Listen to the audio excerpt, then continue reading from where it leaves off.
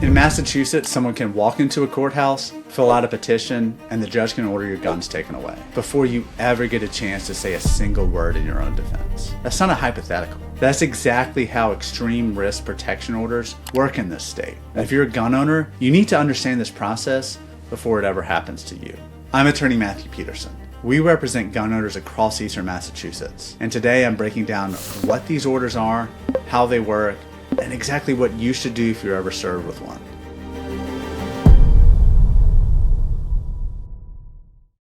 So let's start with the basics. An extreme risk protection order, or ERPO, is what most people call a red flag order. It's a civil court order that forces you to surrender your guns, your ammunition, your license to carry, and your FID card if you have one. Under Massachusetts law, specifically Chapter 140, Sections 131R through 131Y, a judge can issue an emergency ERPO without giving you any notice and without holding a hearing first. That's called an ex parte order. It means the petitioner went to a judge, told their side of the story, and the judge signed the order, all while you had no idea it was happening. Now, who can file one of these petitions against you? The list is broader than most people think. A family member, a household member, a law enforcement officer. And as of October 2024, the list now includes healthcare providers and school administrators. Any one of these people can walk into a district court, a Boston Municipal Court, and file an ERPO petition against you. For the judge to sign that emergency order, the standard is reasonable cause. The judge has to find reasonable cause to believe you pose a risk of causing bodily injury to yourself or others by possessing firearms. That's a low bar. And remember, you're not even there to challenge it. So here's the scenario. You're at home and the police knock on your door.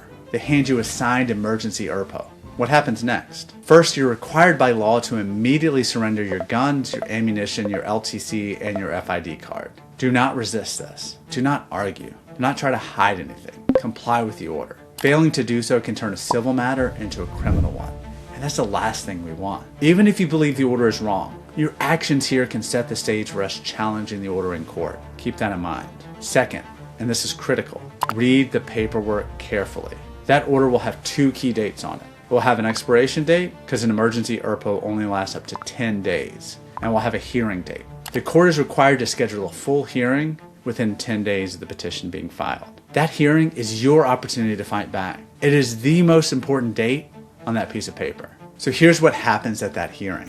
The petitioner has to prove by a preponderance of the evidence that you pose a risk of causing bodily injury to yourself or others by having guns in your possession. Preponderance of the evidence means more likely than not. It's a lower standard than what's used in criminal cases, but it's higher than the reasonable cause standard used for the emergency order. And here's what a lot of people don't realize. If you don't show up to that hearing, the court will grant the petition as long as the petitioner meets that standard. You can lose by default.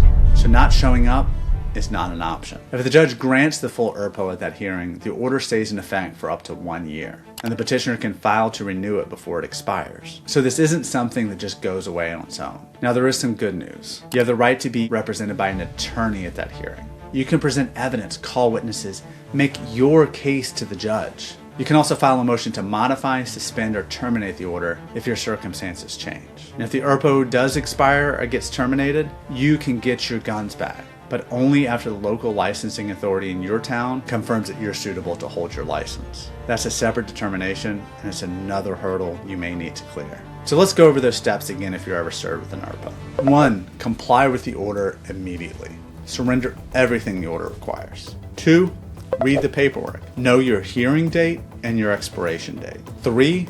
Call an attorney right away. Don't wait. The clock is ticking from the moment the order is served, and you need time to prepare your case before that hearing. 4. Make sure you show up to that hearing. If you don't, you lose. And 5. Bring evidence, character references, documentation, anything that helps the judge see the full picture of who you are. The biggest mistake I see is people waiting too long to get help. We've had clients who could have prevented the full order from being granted if they had called us the day they were served instead of waiting until the night before the hearing. If you've been served with an ERPO and you want to learn more about how these orders work in Massachusetts, visit our blog link below. And if you need legal help right now, call or text us at 617-295-7500. Thanks for watching.